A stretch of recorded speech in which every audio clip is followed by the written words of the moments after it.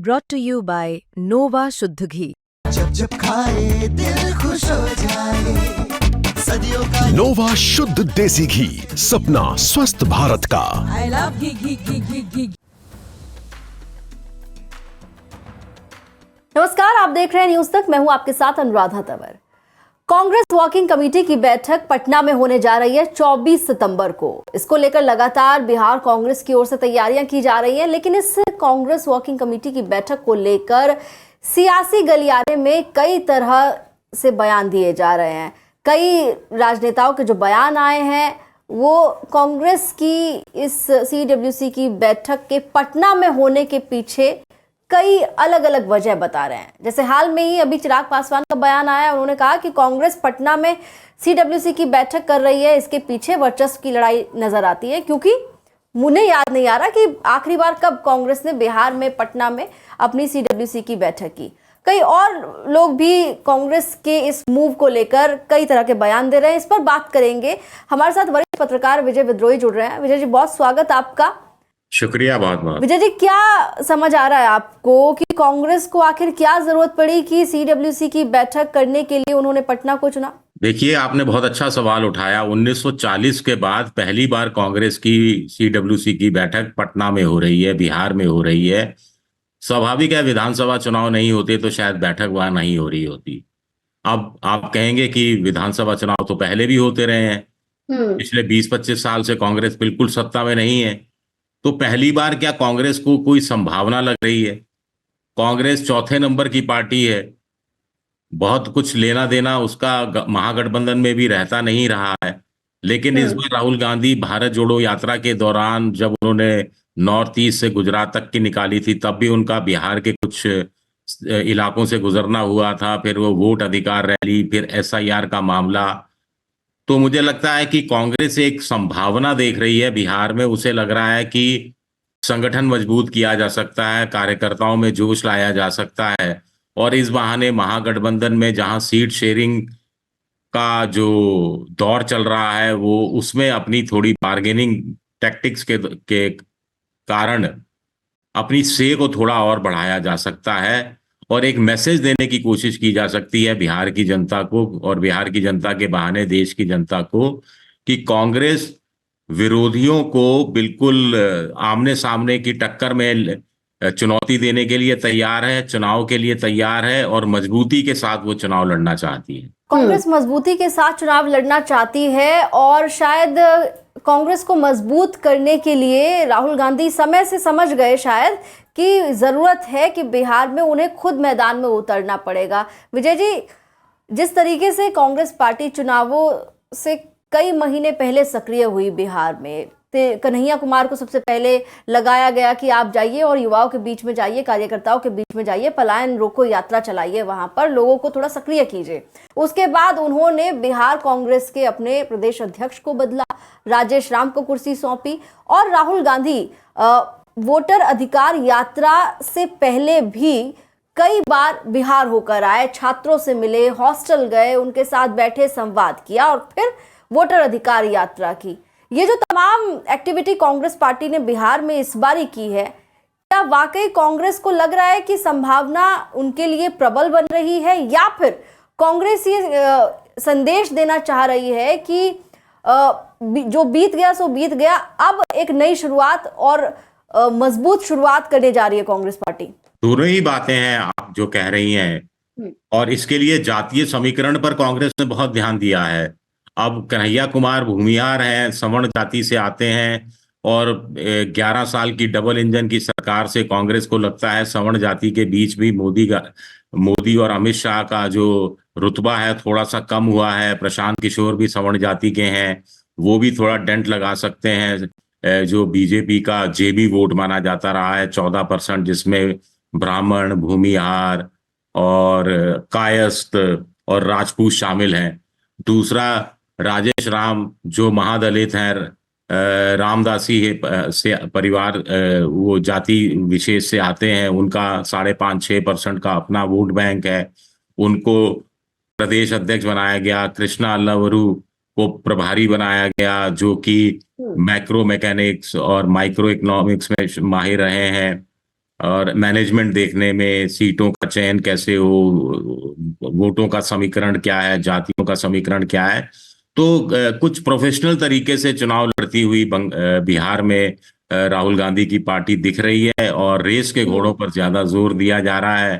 तो ऐसे में स्वाभाविक है कि अभी 6 महीने 8 महीने पहले अहमदाबाद में CWC की बैठक हुई थी, इस बार पटना में हो रही है, और जहां बिल्कुल 2 महीने बाद, 1.5 महीने बाद चुनाव होना है। तो ऐसे में इस बैठक का महत्व और ज्यादा बढ़ सकता है, और बिहार के बहाने पूरे देश भर को एक मैसेज देना चाहते हैं राहुल गांधी। जो बात आप कर रहे हैं कि बिहार के बहाने पूरे देश को एक मैसेज देना चाहते हैं राहुल गांधी, इसका जिक्र दरअसल कृष्णा अलावरू ने अपनी हाल की प्रेस कॉन्फ्रेंस में किया। उन्होंने कहा कि वोट चोर गद्दी छोड़ का ये जो नारा है बिहार से निकला है, लेकिन ये देश तक जाएगा। लेकिन जिस तरीके से हम बात कर रहे हैं कांग्रेस वर्किंग कमेटी की मीटिंग को लेकर, राहुल गांधी, मल्लिकार्जुन खड़गे तो आएंगे ही आएंगे, लेकिन साथ ही कांग्रेस जो है अपना दमखम दिखाने के लिए CWC के तमाम मेंबर्स को यहाँ पर इनवाइट कर रही है, और कांग्रेस रूल्ड स्टेट्स में जो चीफ मिनिस्टर्स हैं उनको भी यहाँ पर बुलाया जा रहा है इस बैठक में। आपको लगता है कि ये सीट शेयरिंग से पहले एक पावर गेम है, एक प्रेशर बिल्डिंग पॉलिटिक्स है? नहीं, वो सब तो है, लेकिन मुझे लगता है कांग्रेस की नजर में बिहार का विधानसभा चुनाव इतना इंपॉर्टेंट नहीं है। बिहार की भूमि से एक बड़ा आंदोलन खड़ा करने की जरूरत है, ऐसा मुझे लगता है राहुल गांधी को लग रहा है। तेजस्वी यादव की नजर बिहार चुनाव पर है, मुख्यमंत्री बनना चाह रहे हैं, लेकिन राहुल गांधी की नजर पटना में गंगा किनारे खड़े होकर वो यमुना किनारे बसी दिल्ली को देख रहे हैं, 2029 को देख रहे हैं, और उनको लग रहा है कि ये चुनाव नहीं, एक आंदोलन है। और बिहार में SIR के खिलाफ जो आंदोलन किया, उससे पहले जातीय जनगणना की बात कही, संविधान बचाओ, आरक्षण बचाओ, बेरोजगारी, महंगाई के खिलाफ जो तमाम चीजें छेड़ी हैं, उसकी एक प्रयोगशाला बिहार है, और इस प्रयोगशाला का नतीजा वो पूरे देश भर में ले जाना चाहते हैं राहुल गांधी। मुझे लगता है कि बड़ा मकसद ये है, और इसीलिए CWC की जो कांग्रेस का सबसे बड़ा निर्णय लेने वाला वो धड़ा है, हाँ, तो उसकी बैठक इसीलिए पटना में सदाकत आश्रम में बुलाई गई है, और 1940 के बाद, यानी आजादी से पहले हुई थी, महात्मा गांधी पहुंचे थे, और अब 1940 के बाद पहली बार बैठक हो रही है। आप ये देखिए, तकरीबन 85 साल के बाद कांग्रेस बिहार में CWC बैठक कर रही है। जी हाँ, तो इसी से पता लगता है कि राहुल गांधी की नजर में कितना बिहार का चुनाव और बिहार के बहाने देश भर में अपना मैसेज देना। राहुल गांधी को लगता है कि मोदी जी सबसे कमजोर विकेट पर हैं। राहुल गांधी को लगता है कि अगर वो अभी बिहार चुनाव की प्रचार के दौरान ही हाइड्रोजन बम फोड़ देते हैं तो इसका बिहार की राजनीति पर असर पड़ेगा, देश की राजनीति पर असर पड़ेगा। और आप जब इस तरह की कोई बात आप करते हैं जिसका असर पूरे देश भर में हो, तो फ्लोटिंग वोटर पर बहुत असर पड़ता है। और बिहार का जो फ्लोटिंग वोटर है, जो जनरेशन Z की बात हो रही है, और भारत में जनरेशन Z के सबसे ज्यादा वोटर अगर कहीं हैं तो वो बिहार में ही मिलते हैं, ये भी हमें नहीं भूलना चाहिए। तो मुझे लगता है राहुल गांधी कुछ नया करने की सोच रहे हैं। अब CWC से उनको कितना सहयोग मिलता है, कांग्रेस के बुजुर्ग नेता कितना सहयोग देते हैं, अब ये तो देखना पड़ेगा। ऐसा लगता है विजय जी आपको कि राहुल गांधी ने इस इलेक्शंस को बहुत, बिहार इलेक्शन को काफी पर्सनली ले लिया? ये बात मैं इसलिए भी कह रही हूँ क्योंकि लोकसभा इलेक्शंस में राहुल गांधी जिस तरीके से एक्टिव नजर आते थे, जिस तरीके से वो अलग अलग यात्राएं कर रहे थे, तमाम मुद्दों पर देश में सरकार को घेर रहे थे, उसके बाद जब अलग अलग राज्यों में विधानसभा के इलेक्शंस हुए, चाहे आप हरियाणा ले लीजिए, महाराष्ट्र ले लीजिए, दिल्ली ले लीजिए, झारखंड ले लीजिए, जम्मू कश्मीर ले लीजिए, यहाँ पर राहुल गांधी की मौजूदगी तो नजर आई, लेकिन उस तरीके से वो सक्रियता चुनावों से पहले ही जिस तरीके से राहुल गांधी बिहार में नजर आ रहे हैं, लगातार बिहार में राहुल गांधी की जो विजिट्स हैं वो बढ़ रही हैं, काफी एक्टिव मोड में नजर आ रहे हैं, अलग अलग कैटेगरी के लोगों के साथ मुलाकात करते हैं। फिर जिस तरीके से अलायंस में है कांग्रेस पार्टी महागठबंधन में, यहाँ पर तेजस्वी यादव के साथ में एक जो यात्रा कर रहे थे, वोटर अधिकार यात्रा, जो एक्टिव तरीके से राहुल गांधी बिहार में जुटे हुए नजर आ रहे हैं,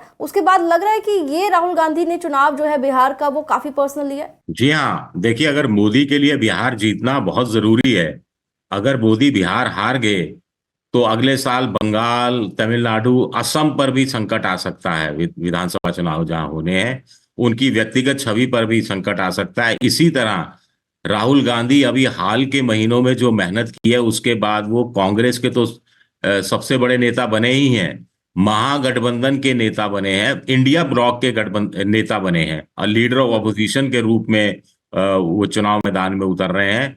और ऐसे में वो जानते हैं कि सब कुछ उनके पक्ष में तब जाएगा जब वो चुनाव जितवाने की भी क्षमता रखते हैं। क्योंकि कोई भी नेता का अंतिम जो अग्नि परीक्षा ये होती है कि आप चुनाव, आप की जीत में आपका कितना बड़ा योगदान रहता है, वोटर को आप वोटिंग बूथ तक ले जाने में और अपने पक्ष में वोट डलवाने में कितने कामयाब होते हैं।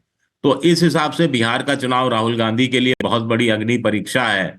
जो वो जीत गए अगर राहुल गांधी, या उनका महागठबंधन जीत गया और कांग्रेस का प्रदर्शन अच्छा रहा मान लीजिए पिछली बार के मुकाबले, तो राहुल गांधी का राजनीतिक कद बहुत बढ़ जाएगा।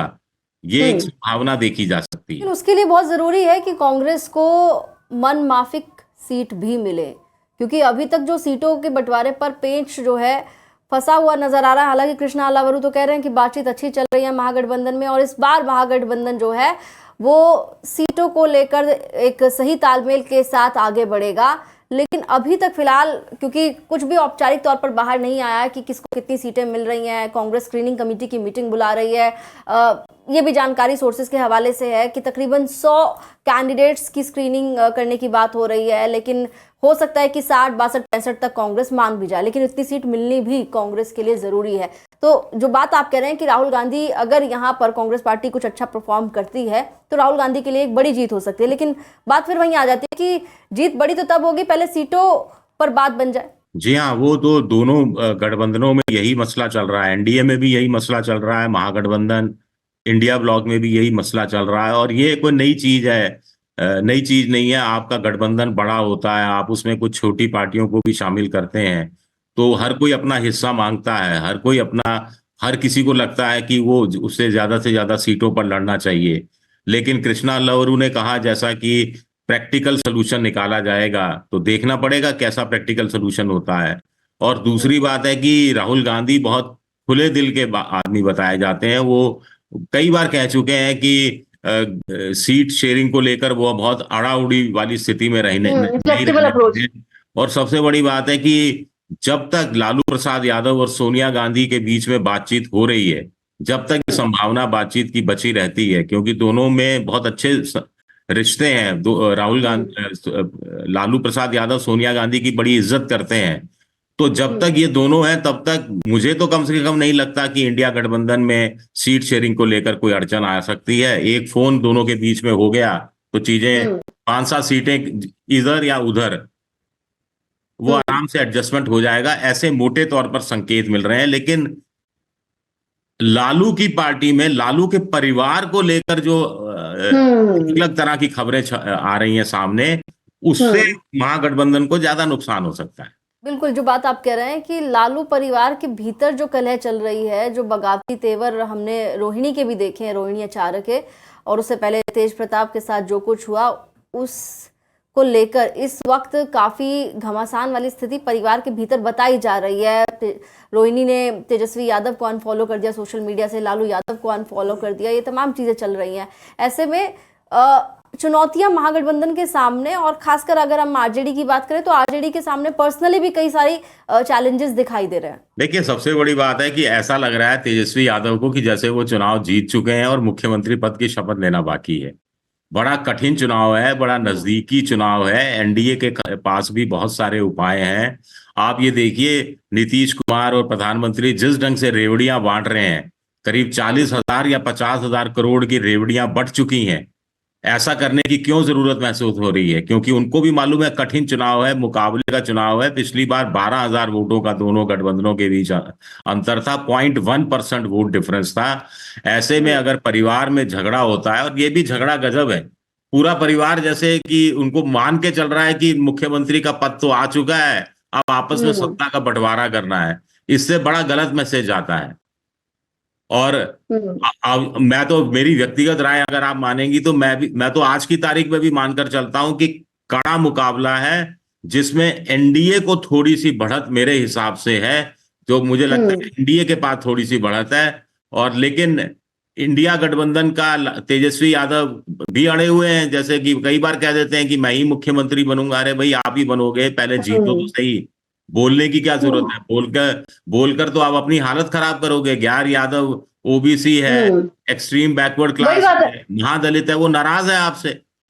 मतलब यादव राज से थोड़ा दुखी, चिंतित, आशंकित नजर आता है। और ये तो थोड़ा महागठबंधन का जो धर्म है, जो अलायंस का धर्म है, उससे आपको नहीं लगता कि थोड़ा अलग जाकर बात कर रहे हैं तेजस्वी? क्योंकि अलायंस पार्टनर्स में कांग्रेस पार्टी एक बड़ी पार्टी है और राहुल गांधी से डायरेक्टली सवाल पूछा गया तेजस्वी को लेकर, तो उन्होंने तेजस्वी यादव का नाम एज सीएम कैंडिडेट नहीं अनाउंस किया। कृष्णा अलावर उसे कल की प्रेस कॉन्फ्रेंस में ही पूछा गया, तो उन्होंने कहा कि देखिए महागठबंधन तय करेगा। हाँ, तो कोई भी समझदार नेता इस तरह का ऐलान नहीं करता, खास तौर से ये देखते हुए कि एनडीए की तरफ से ऐलान नहीं है।